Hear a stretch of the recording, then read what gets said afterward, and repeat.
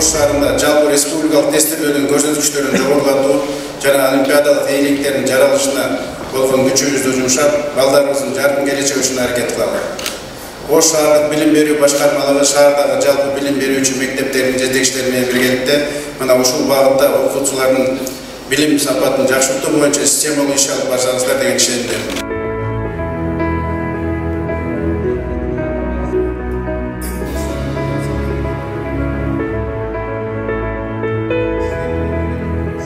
Курстун эң негизги максаты кандай кылганда мектеп окуучуларынын билим деңгээлин жогорулатуу.